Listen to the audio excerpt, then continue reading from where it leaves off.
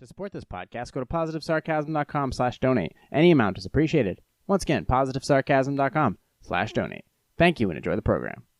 This episode of the podcast is brought to you by PB & Joey. Simple, honest, and delicious. Go to pbandjoey.com for more information and check out the trail mix. $35 or more gets you free shipping. That's pbandjoey.com for more information.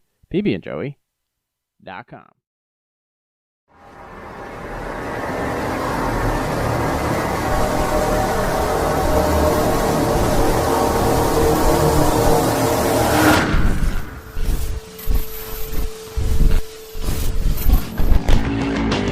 Here, PositiveSarcasm.com, recorded here from the Spare Parts Studios. Happy Wednesday is upon us again. You can find me on Instagram at @positive_sarcasm. You can find me on the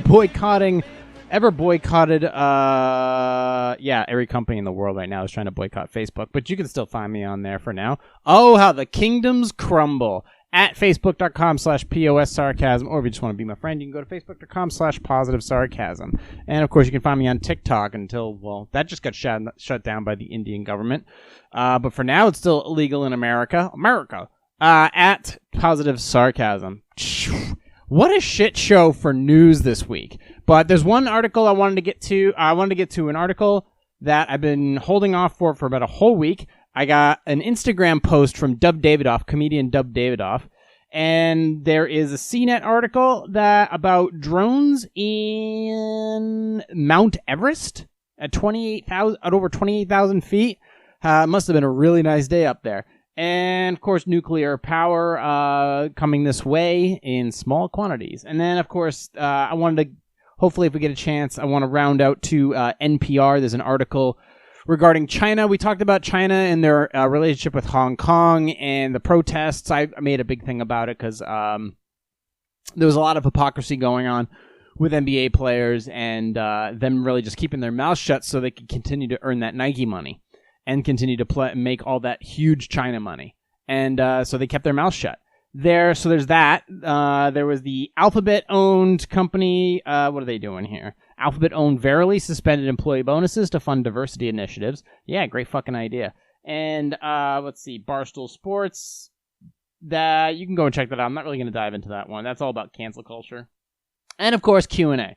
But I want to get right into it. This is one I've been holding off for an entire week. So with this whole COVID thing, some companies are basically, their hands are tied because they're in certain states. Like, for example, California, they're going backwards, whereas Florida's like, fuck it, let's just keep shit open. Texas is like, I don't know, we'll just see what happens. New Hampshire's like, we're almost at full capacity.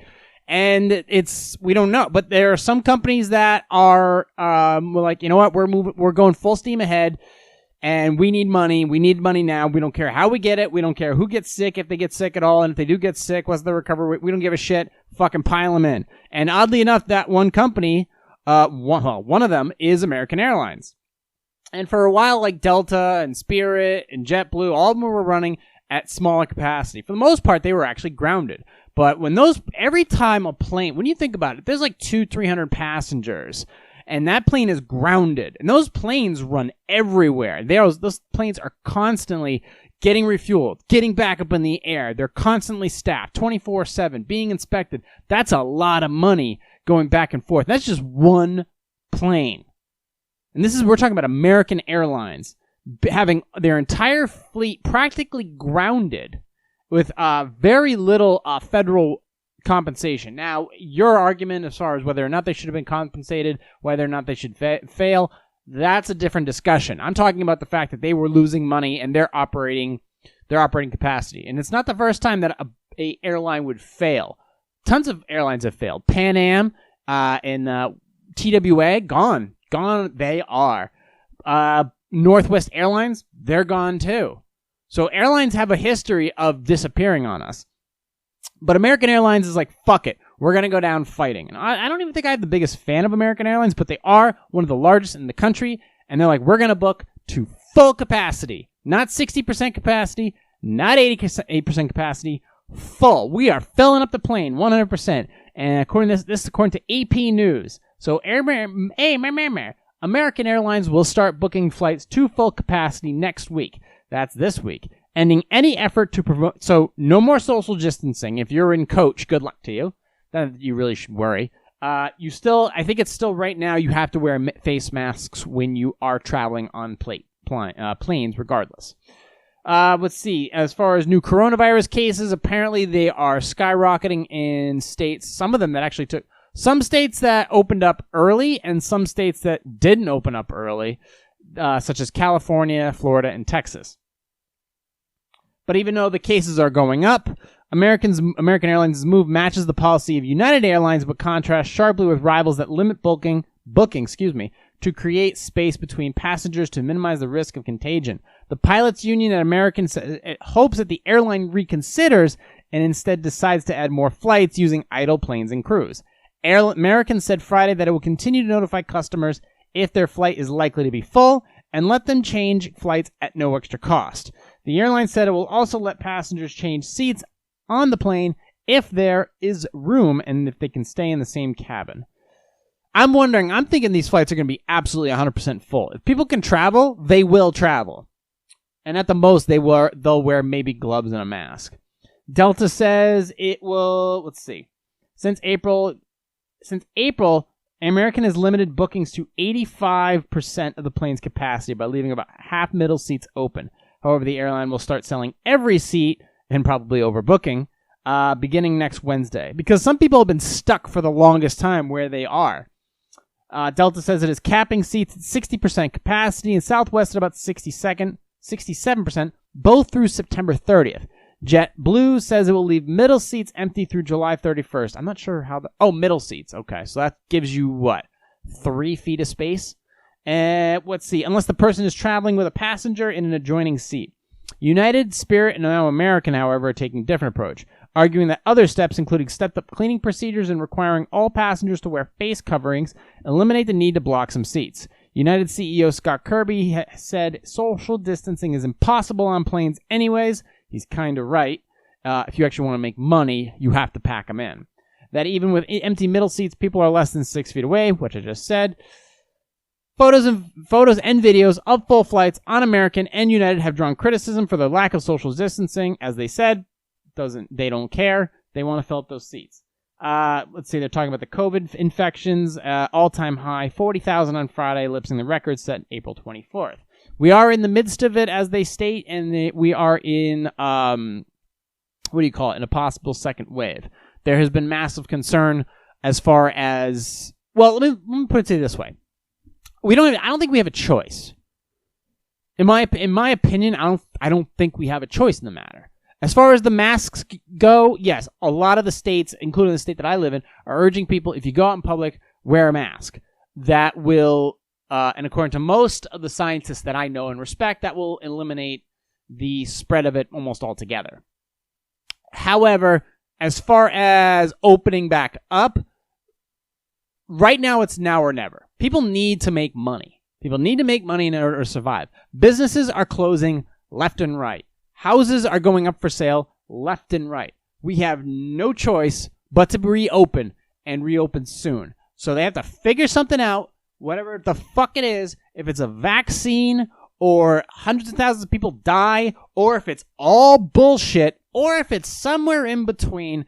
This country has to make money. The system and the foundation that it's built upon, if we don't open up and start making money for these businesses, the people that do have the money and can support the small businesses, instead of going to Taco Bell, instead of going to fucking Starbucks, instead of going to all these large businesses when the small ones are literally the foundation of the communities, the towns, the cities, the states, the ones that pay the most in fucking taxes, I guess you could say. One could argue otherwise. But still, supporting the small business, that makes the most sense. If we're going to survive, we have to reopen. We've got to open in some capacity. Do we have to open to international travel? One could argue one way or another. Do we have to go full balls out? That's another argument. But the businesses within our communities have to be able to reopen. They just have to. So I don't know what else to tell you. It's just, all right, well, good luck. Here's the information you're required to make the best decisions related to your own health. Here's the supplements that have been studied. Here's the vaccines that we're working on. Here are the places that are high risk. Figure it out for yourself. Figure it out for yourself and see where that takes you. And I know you're going to hear all the spooky, scary stories about, well, this person lost 5 people in their family. Or if you go to this city, this city is completely fucking filled with COVID-19 patients and high risk of infection. Give them all the information and let the individual decide what to do. Don't scare them. Tell them the truth. But then again, is that too much to ask? Well, apparently it fucking is. Because nobody believes anything that's going on anymore. It's hard for me to believe half the shit. I had to go and check out, there was a website that specifically goes and takes and looks at retracted articles. And there's a shit ton of them for COVID. And I was specifically looking at ones for articles related to ventilators, positive COVID testing when you enter a hospital, how the patients are being treated. I'm just trying to find any information as I normally could. And it's such a glob of shit that I don't know what to believe anymore. I have to trust my own I have to trust my own common sense facts, my own values, my own health and wellness that has gotten me this far in life to continue. Now I get it. Well, if you don't do this and you don't do that, or you don't obey by these rules, you're risking other people. I get that. I don't go out very often. I don't get in people's faces. I go out of my way to stay out of other people's way. Mostly because I just don't fucking like people. I like persons, individuals, but you know what? I'm just not in the mood for them right now because I don't know where they're coming from. So I'm just going to say fuck it and do my own thing. My gym is open. Awesome. I'm going. My grocery store has not closed. I'm still going. Have I gone into any restaurants since COVID? No. Do I normally go into restaurants? No, I actually don't. The last time I was at a restaurant was actually before everything was shut down. I went down to Boston before they shut down the entire street to go get food and pastries and all that other stuff. And the place was jam-packed. Now, what the fuck else do you want me to do? And quite frankly, what you're going to tell me to do, at this point, I'm just going to be stubborn. I'm just going to be stubborn, call bullshit on the whole thing because I don't know what facts to trust. And I have to go with the information that I've learned before this whole thing started and see where that takes me. Now, I guess, fuck it. Since this is my podcast and I get shit for it anyways, here's where I fall in the whole entire thing. Do I think COVID-19 is a real virus that came from China? Yes, I do. Do I think it came from a wet market? From the information I understand, no, I don't. I think it came from a lab. Do I think it came from a lab on purpose? No, I think it was an accident. They were testing a particular virus. I would guess, due to the fact that this spread so quickly, I think that the virus was genetically modified or being just tested in general. And whether the animal in question got out or the person carrying the virus got out. Either way, that's how it got out from a lab. Not necessarily China's fault, but the fact that and that's the scientific, I think the Wuhan lab is a international community. I don't know. I had to do more research on that. From the information, the initial research is that's a open lab. Not like open in the press, but anyways, I'm rambling on that too far down that. I think it came from a lab. I think it spread by accident, and it went through Wuhan. Wuhan is a high traffic area, and then during Chinese New Year, it spread because everybody was coming and going, and they locked it down. As far as the infection rate, I think it's pretty high. Do I think some states have been infected as much as people think? As much has been reported? No. Do I think people are more at risk because of the severity of the virus or the fact that they don't take care of themselves? I choose the latter.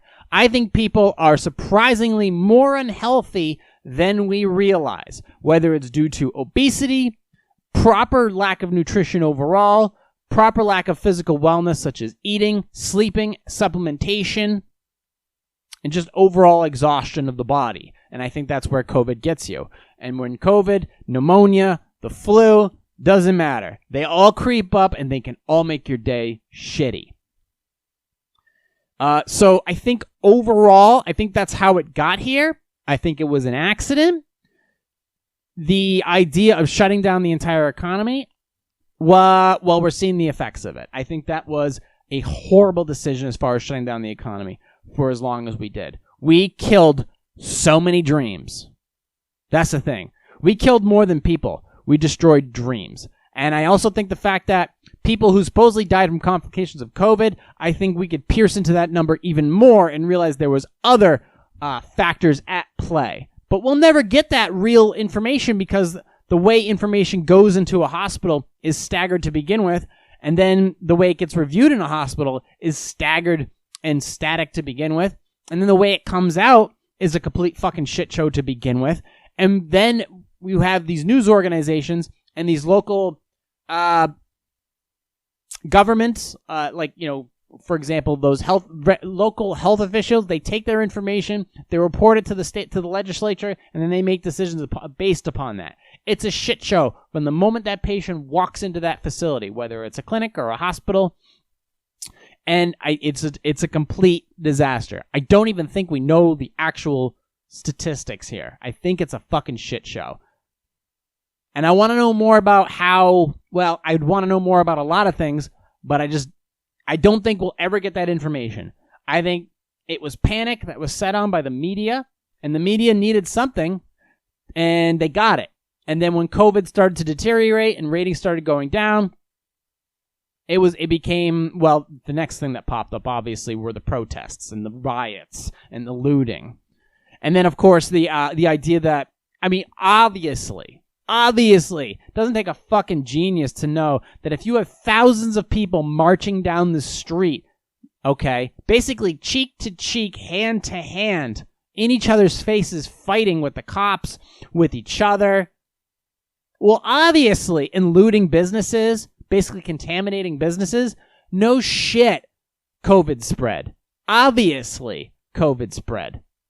Duh. So there's another factor. So it makes sense that a lot of these areas that had a high amount of, either they reopened early or they had large amounts of protest. Maybe there's some data there that actually is believable, and there you have it, a spike. And another reason to go backwards. Well, fine. American Airlines is like, fuck it, we need to make money or we're not going to be here. Maybe they are too big to fail, or maybe they're so big they should fail. It doesn't matter. They're booking at full capacity, and whatever happens, happens. So if you want to take that risk and you want to go to, Tulsa, go ahead. Go ahead. But I don't know what else to tell you as far as I never really do buy everything that they're selling. I don't. As somebody who's gone out of their way to take care of themselves as much as I have in the past few years, I'm not buying what the media's telling me. I'm not buying even what the CDC and the WHO are telling me. I get it. I get how dangerous something like this can be to somebody with a compromised immune system. How many people in the United States are on immunosuppressants? That's another good question. How did they get on immunosuppressants? Why were they recommended on immunosuppressants? What is that doing to their immunity as far as COVID or any other contagion out there as well? That's one thing.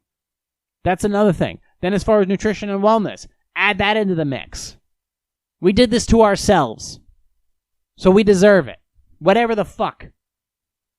So American Airlines at least is that first company. First of all, kudos to that for being like, listen, you take a risk. You buy that ticket, you sign a waiver. That's, what else are you going to say in that matter? They need to make money. They need to make money, because if they're not making money, then the airport's not making money. The airport's not making money. That community's not making money. It can all, look how quickly it fell apart. Now, the only thing good to come out of this, as far as I'm concerned, is the fact that the stock market is so affordable to buy right now that more when than if we get out of this, you're going to be able to cash out and make a lot of money. Or you're going to basically build your entire retirement portfolio on the fact that a lab in China fucked up. You could literally start your entire retirement portfolio right now. And in 10 years, 5 years, you could have a shitload of cash. But you got to dive in right now. And don't buy any companies that are basically going to declare bankruptcy if they haven't already.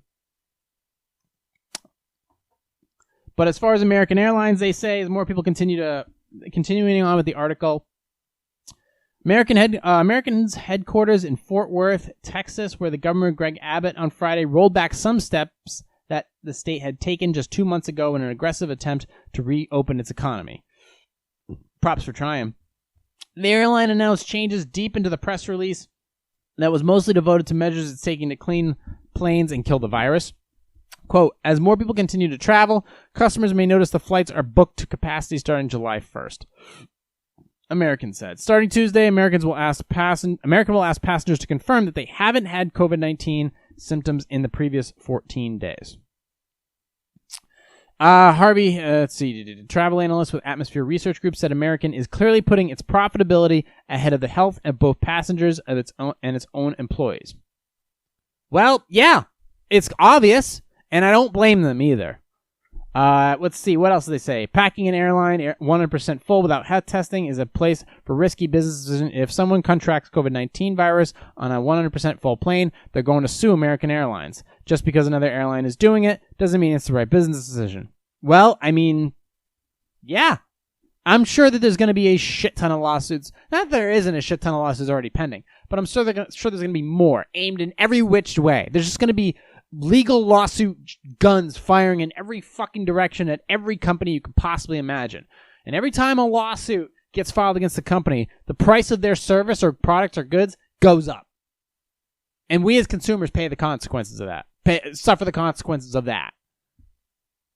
Another expert, though, travel agent Brett Snyder, who writes a blog called Cranky Flyer, said American probably has data to back up its decision from a business perspective. Quote, if they are making this change to sell every seat, then they know that people talk a lot about preferring empty middle seats. But in the end, they will still fly if the price is right.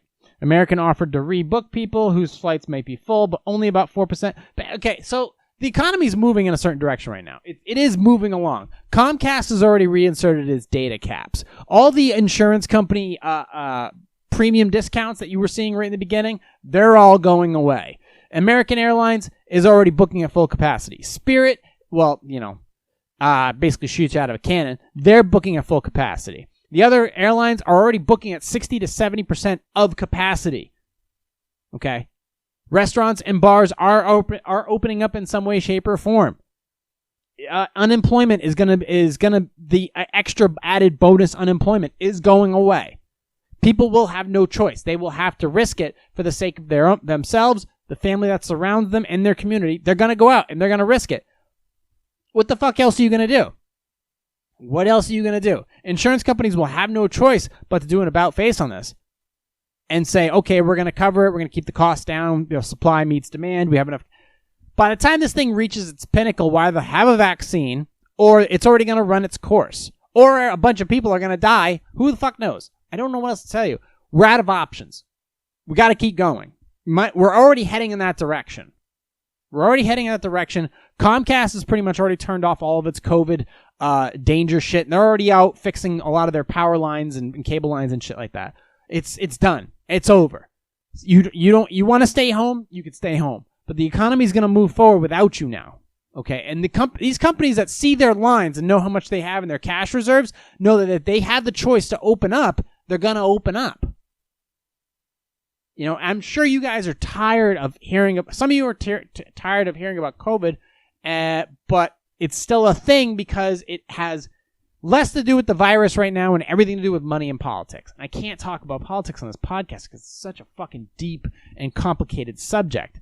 And that's the problem with COVID is now COVID is a political subject because the protests are now involved. Racism is apparently now involved. Money, state to state, the federal government, it's all involved. So even talking about COVID is now a political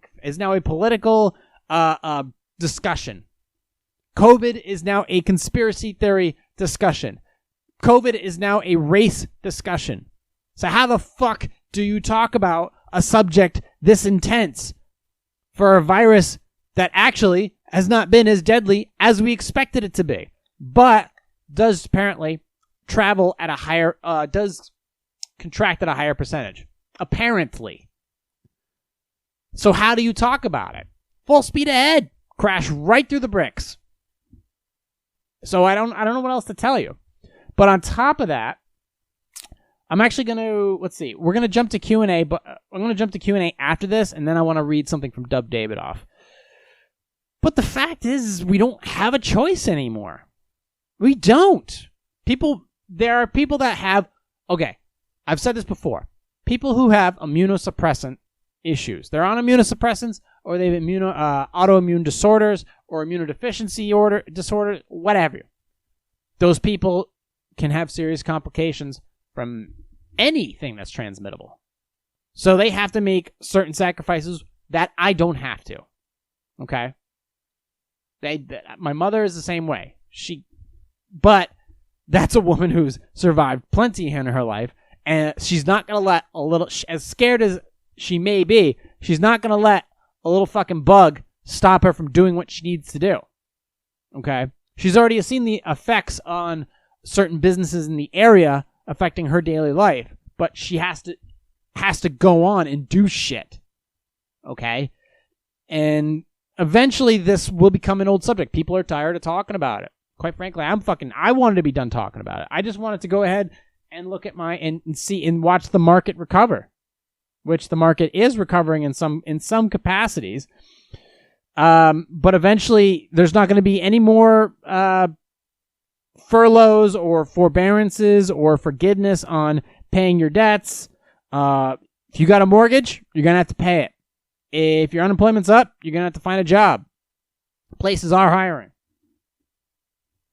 You know, there are opportunities out there for you to save your own ass if you are willing enough to get off your ass and look. But yet, there are some people out there that why would they go back to work and risk anything when they can make a shitload of money off of unemployment plus the CARES Act? I don't blame them. I'd stay home too. But I don't have those luxuries. I have to keep moving. I'm not a person who likes to sit on my ass and do nothing. I can't. I don't own any streaming services. I don't have a TV larger than 32 inches. I'd rather be out there active in the world. So fuck it. Let's just keep moving. The economy is opening back up. Airlines are moving forward. Businesses are reopening. My state is reopening. So, let's do it. Let's fucking dive in head first. What other choice do we have? All right, so we're at 28 minutes. This might be a shorter episode, but fuck it. I didn't wake up feeling the best today, but I know it has everything to do with the fact that I just slept like shit. Okay? Just slept like shit, and whatever, fuck it. Just, take a little pre-workout, sip some more coffee than normal, and get right after it. And if the episode is subpar to my liking, I review it every week, make adjustments, move on to the next one. Fuck it. We just keep going. It's summertime and there's no time to waste. I don't care. I'd hike a mountain with 100 fever. I don't give a shit. I do whatever it takes. You're gonna have tough days. Can't stay home. Anyways, I'm rambling as I normally do. I didn't have my notes with me this week. I have everything laid out in links. And so basically I'm just going from link to link, and then when I look at my time markers, and then I decide which articles are best suitable. There's a bunch that I'm going to run into for Sunday leftovers, like for example, the drone footage of Mount Everest, the new nuclear power options, the China issue, but that's a toughie. That's a deep subject to dump into. So maybe another day. But I do want to get to these Q&As because there's some interesting ones. So let's go ahead and take a sip of water. Mm-hmm. Oh, also coffee this week. Green Mountain coffee, pistachio flavored. 1 scoop of that. 2 scoops of Cafe Bustelo, and then 1 scoop of organic Peruvian whole bean. Excellent, excellent brew. A little lighter, a little more caffeine, and definitely plenty of flavor. So that's my kudos to that. So here's Q&A for this week. Should I file a false police report to get my stepson arrested? I am in my 60s and newly married to an amazing woman. We both have adult children.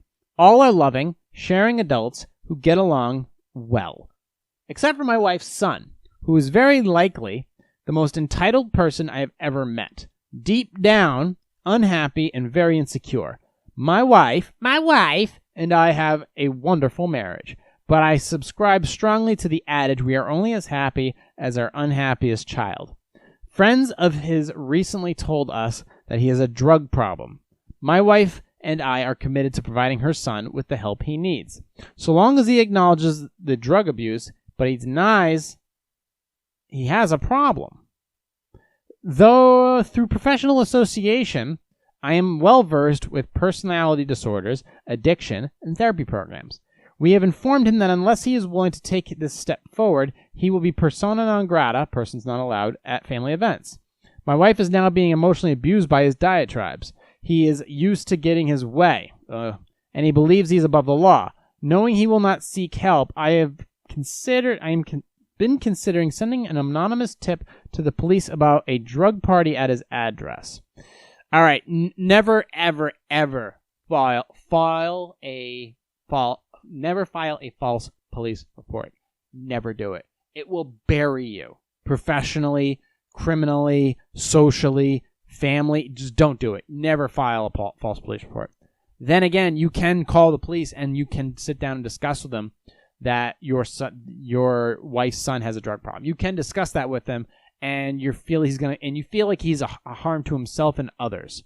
And that way you can file a report with the police department, but in a way that is not a false claim. You believe he has a drug problem, even though he's in denial, and you fear that he's also not only a danger to himself, but he's a danger to us as well at the house.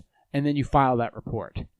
So it's on record. And then you could say, and then you can give information about him, what you know about his daily routine, and then go from there.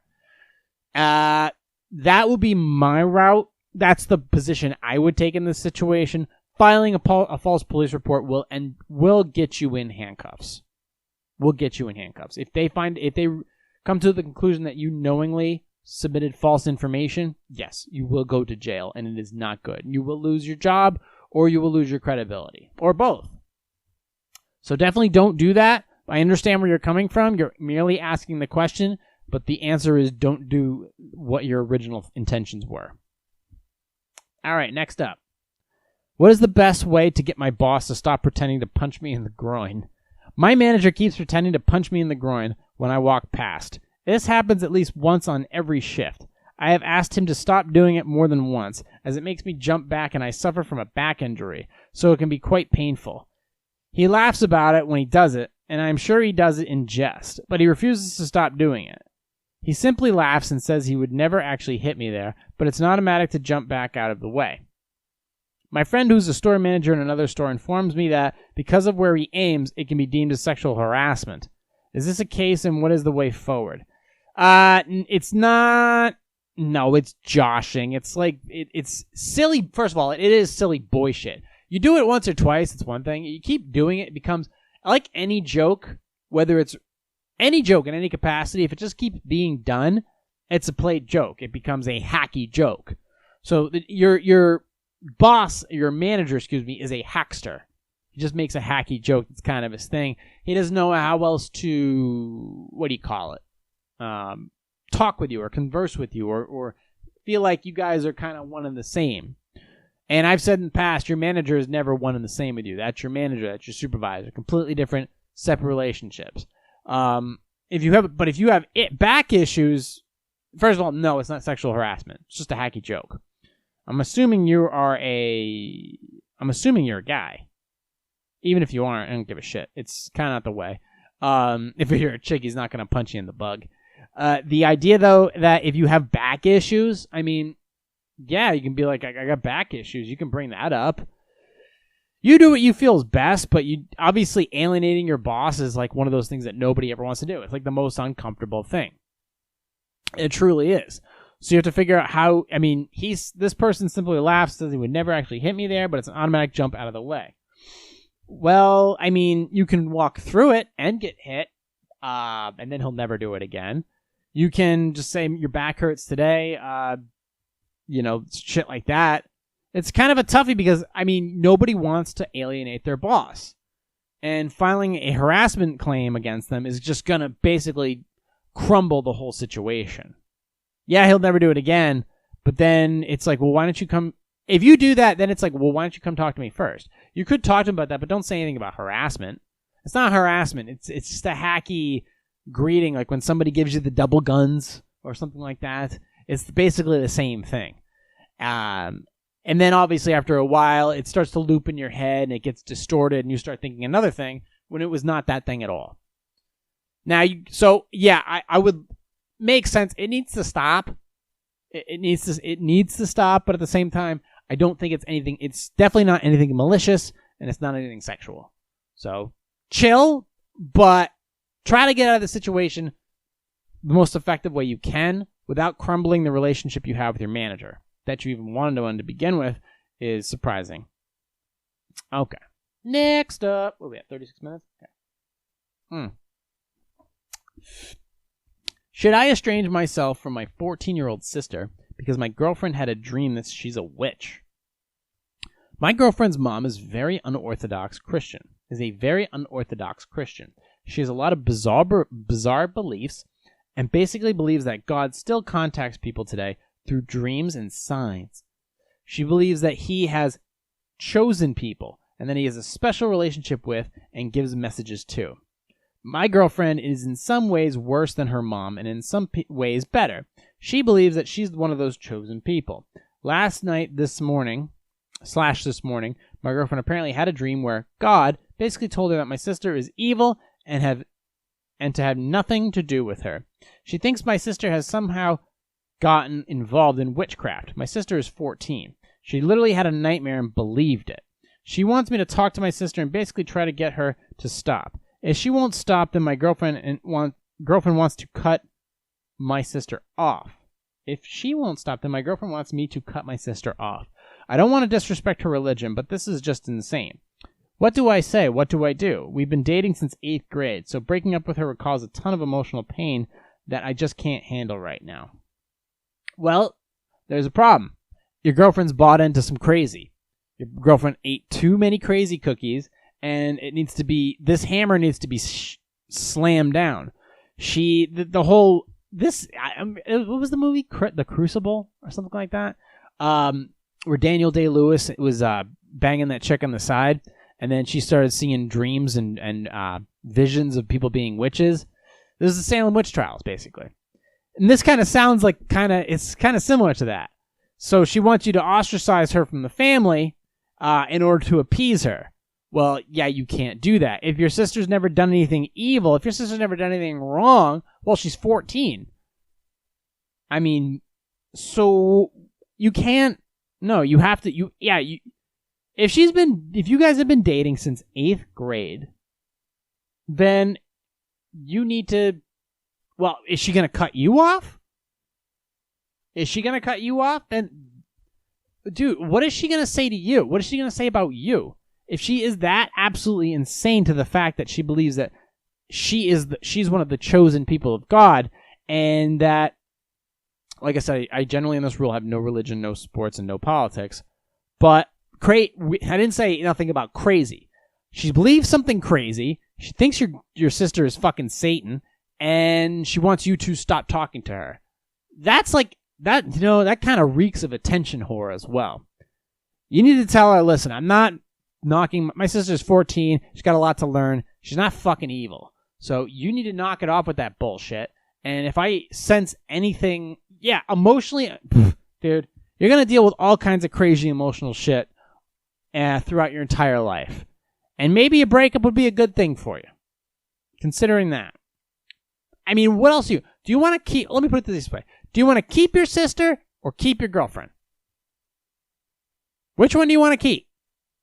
If you want to keep your sister, which I'm guessing you do, then get rid of that girl. I'm just guessing that the sex is fucking insane. Because you know why? The girl's insane. So those go hand in hand. If the chick's out of her fucking mind, I'm sure she's insane in the sack too. And that's why you're still contemplating in your head, well, maybe I can make peace between the two. So I can still get my crazy in bed and I can still keep my family. it doesn't work that way. So you got to basically drop the hammer on this. Be a fucking man. Approach your girlfriend and be like, hey, I know we've been together since 8th grade. I know you well enough. Knock this shit off. My 14-year-old sister is not evil. At least not yet. Wait till she turns 18. Then you can say she's insane or evil. Next up. How can I get my roommate to train her? Oh, God. Another dog freaking one. Oh. How can I get my roommate to train her dog, which keeps scratching and growling at me?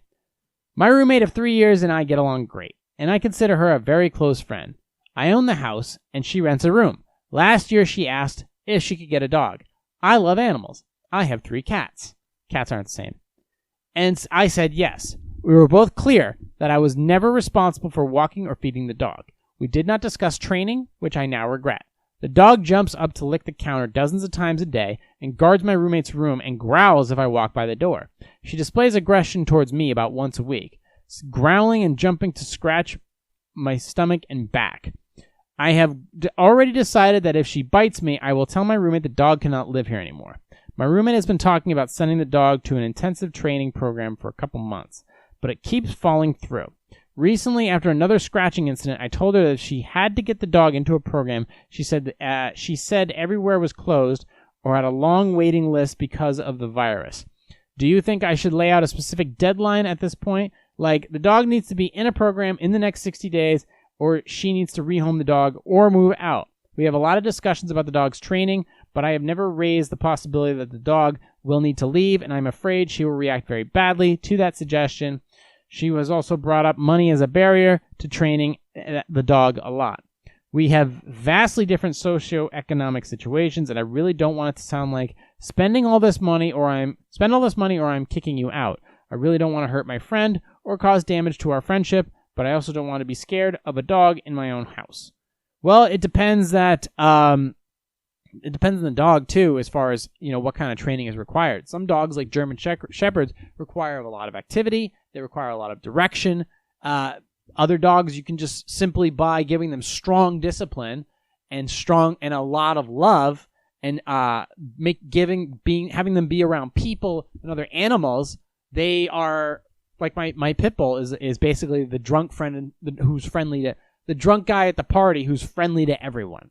Sometimes overly friendly, but has learned its lessons as far as not eating off the table and not being aggressive at all, and is a lot of fun to hang out with. But it's a pit bull. Pit bulls are needy. They need love constantly. Now, but it has had training. Some animals require professional training, depending upon the breed or whether it was rescue or trauma or what have you. But the fact is, if she can afford the dog, she has to afford vaccines, registration, and training. You have no choice. She has to get the dog trained. Because if the dog is in your home, the dog is now your liability. And that liability needs to be curbed. So you need to have that dog trained. Is that your financial responsibility? I would say no. But it would be your financial liability if that dog came out of your home and attacked somebody. So, that dog needs to get trained like fucking now. And a lot of states are opening up, and a lot of dog training facilities, I know very well, are open or opening.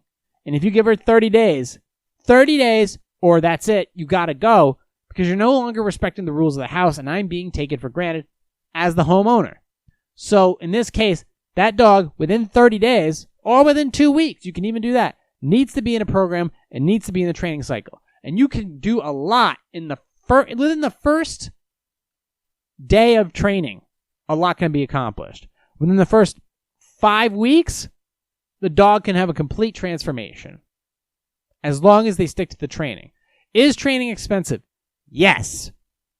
So is a lawsuit. So I highly recommend to your roommate, get that shit taken care of or get packing.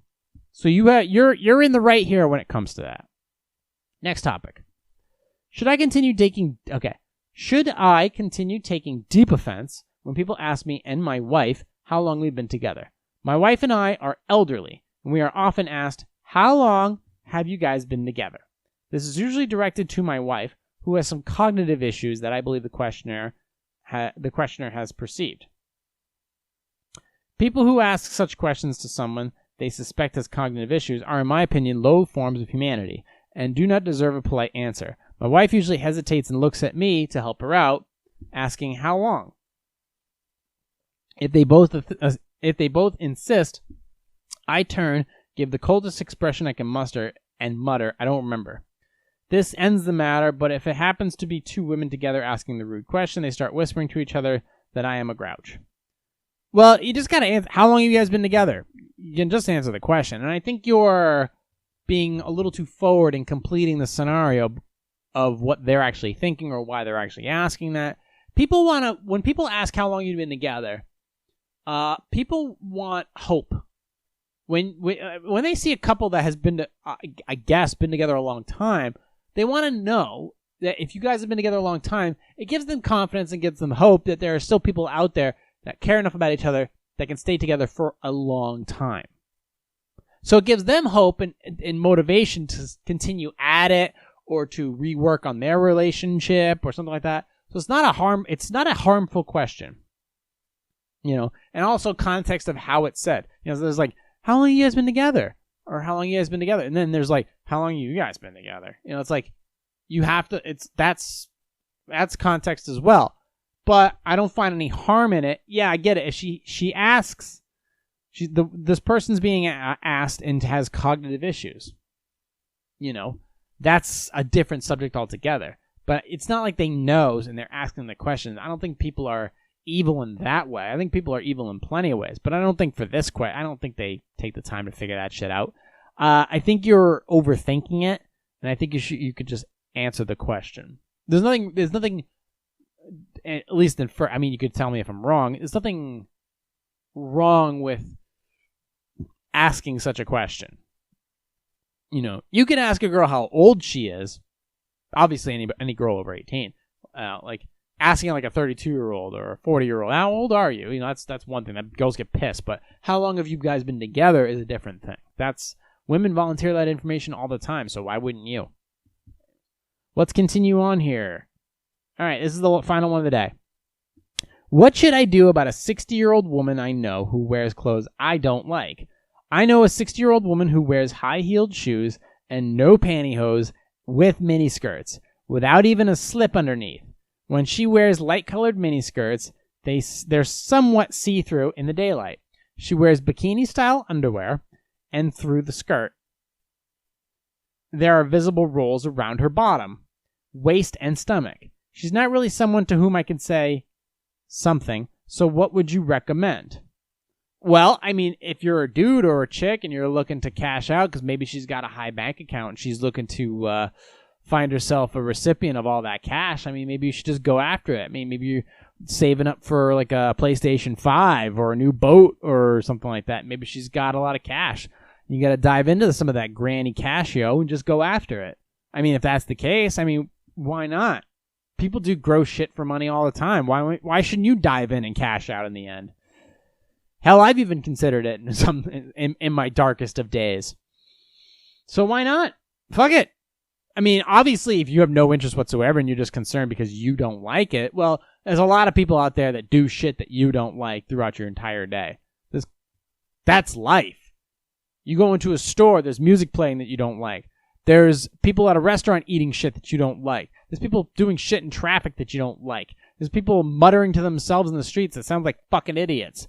There's people that have breath that you find disgusting. Just don't talk to them. Avoid them. That's all. Unless they have something really valuable. There's no issue here. There's somebody who's wearing shit that you don't care for. All right, whoop-de-fucking-do. It's just driving you nuts in their head. It's driving you. You're trying to fix somebody with your eyes, with your head. You're just constantly driving around looking at shit trying to fix it. That's not how things work. All it's going to give you is a headache. So you might as well just get over it. Just quit looking at it. Avoid it. I'm not sure where you're seeing it, but you see this person and then you brought it up. Is this a person you see on a daily basis or somebody you work with? I hope not. But in either case, fucking get over it. There's gross people everywhere.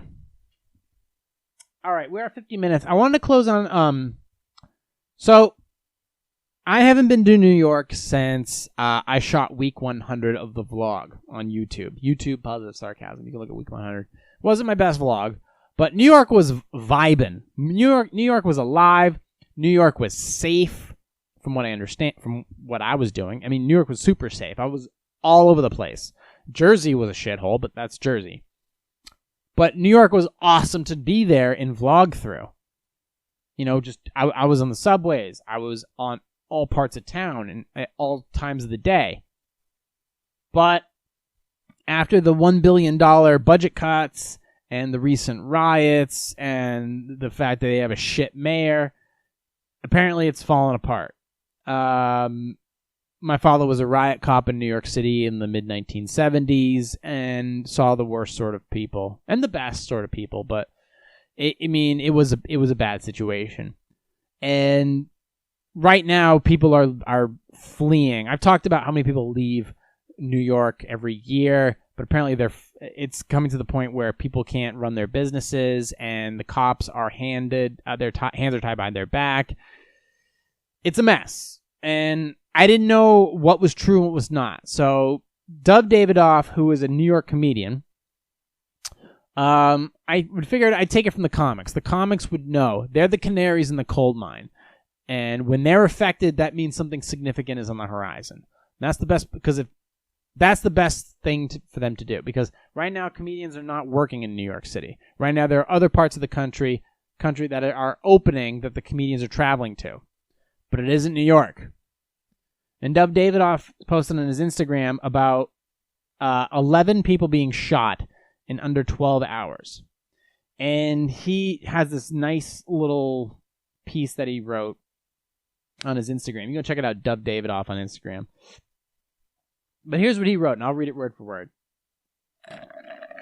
Just need some water. Tompkins Square Park is filled with addicts and homeless. The city is becoming increasingly dirty, and shootings were up 100% last month in Brooklyn from this time last year. The article I read said in most cases, liquor, marijuana, and gambling were involved. Shocker. Police are afraid to patrol because the administration will not back them. They are now the enemy of the progressives. Policy reorganization? Yes. Chop their balls off? No. We will all suffer, and no one will suffer more than the poor. The affluent will continue to flee New York. I'm not particularly fond of the affluent. Most comedians aren't. But they're responsible for the vast majority of economic dynamism. I probably said that wrong, but we'll continue on anyways. And tax revenue. So without which you will be living in Baltimore or East St. Louis. City tax revenue, already facing a massive budget shortfall, will continue to decline, and with it, every public institution, schools, city services, fire, cops, social programs, etc., this will breed, they will all be greatly affected. This will breed greater inequity among rich and poor, contributing to greater racial injustice, quote. Not the reverse. We are throwing out the baby with the bathwater. Yes. Disenfranchisement and its he's using big words. Are the function comorbidities. Disenfranchisement and comorbidities are the function of the downside of capitalistic greed and ineffective policies. The answer, however, is not chaos in the name of racial justice. A reorganization of law and order policy needs to be addressed, but if every time a cop makes contact with somebody who is non-white, he's called a racist, and the administration takes a knee instead of enforcing quality of life laws, you'll be left with a city that can't possibly begin to address the very reason the movement began in the first place. The most dynamic aspect of capitalism is that you're incentivized to go build a better mousetrap, and the world will beat a path to your door. So far, people are hollering about tearing down the current mousetrap without any quality ideas for replacement. Imagine being in a car that breaks down on the highway, but instead of filling the radiator with water and changing the oil, you decide to paint the car a brighter color. Let's see. So, that's Dov Davidoff. And, yeah, the affluent and the highly valuable will just leave New York. They'll leave it. They'll write it off as a tax break. And all that tax money will be gone from New York. New York has lost is off by $9 billion. And then they just cut the police budget by another $1 billion. And now, what are they doing with that $9 billion? Are they just cutting it? No, they're reallocating it to other parts of New York as far as social services. I don't know how. But they're not doing themselves any favors. New York is falling apart. And I have to say, somebody like Dov Davidoff and others that like him, comedians who are on the ground, who hit the pavement every single night, doing spots everywhere, from the Comedy Cellar to the Fatback Pussycat to New York comedy clubs, all of the city. They see and feel the city every single night. They know what's going down. And there are places that are still closed, people are still aggravated, and the cops can't do anything. And if that's the case, New York was a place that for some reason wasn't supposed to work, but it did. For some reason, all those ingredients that didn't make any sense somehow came together after all this time and made one of the most amazing cities, one of the most interesting cities. When I was there were skyscrapers going up that I couldn't possibly fathom or understand or could ever afford. And yet, the buildings were going up everywhere. And I couldn't imagine, like, how is this affordable? How is this going to sustain itself? It just has to take one bad event, it'll all come crashing down. And right now, Manhattan is not favorable to small businesses. Same thing with and Brooklyn was very dependent upon small businesses and was also becoming affluent and gentrified and, well, livable. But with all this uprising and the constant rioting and nobody to enforce law and order, it can fall apart very quickly. It has before. New York used to be called, for a while it was known as Fear City. Fear City. Do not go out after sundown or you will die. This was the early 1980s. They made a movie about it. It was called The Warriors. It was based on a real concept of New York City, where there was so many gangs, constant fighting everywhere you go. And it's sad to know that one of my favorite cities, well, for the time was my favorite city because it was just unfathomable. It was just unconscionable how this city happens to work. It just happens to be. It happens to exist. And a city that never sleeps is now in a coma. And it may never wake up. And if all the money dries up in New York, they may pull the plug on it. It could get abandoned. It could happen. And I don't know if the economy could ever recover from a New York City collapsing. And I just hope that isn't the case for the next few years. But it's going to take a few years to fix the damage that has been done.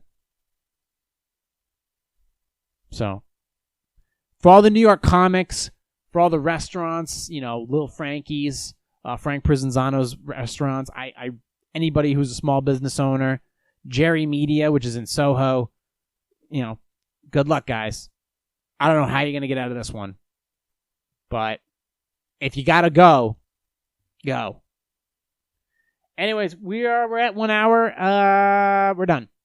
I've done what I can. It was an exhausting day. But I gave you what I got every single week, and I'll continue to do it. I was also spending some time working on a new vlog, trying to put some stuff together, and I have to do a lot of downloading and transferring of data to put it into the proper folder so I can do the extraction and start the editing process. And I was also doing some voiceover work yesterday too. But until then, we are at 1 hour. I want to thank you guys all for listening, watching, subscribing. Questions, comments, concerns, email me directly, positivesarcasm@outlook.com. If you want to donate. Imagine this. If 2 million people donated $1 to this podcast, imagine the possibilities. Imagine the content I could deliver to you after that. $1, 2 million people. I mean, hey, just throwing it out there. You can find me on iTunes to download this podcast. iTunes, Stitcher, Google Play Music, Spotify, iHeartRadio, TuneIn, CastBox, Podcast Addict. Anywhere where podcasts are available, including my own website, positivesarcasm.com. Download or stream directly from there. composing music, movie reviews, YouTube vlogs, Positive Sarcasm and Positive Sarcasm Podcast on YouTube. Find me on social media as well. But until then, I think that I'd like to thank you folks for listening, watching, subscribing, and not canceling me yet, or at least not attempting to. But I will talk to you all next week. Recorded here from the Spare Parts Studios. This has been a Positive Sarcasm presentation.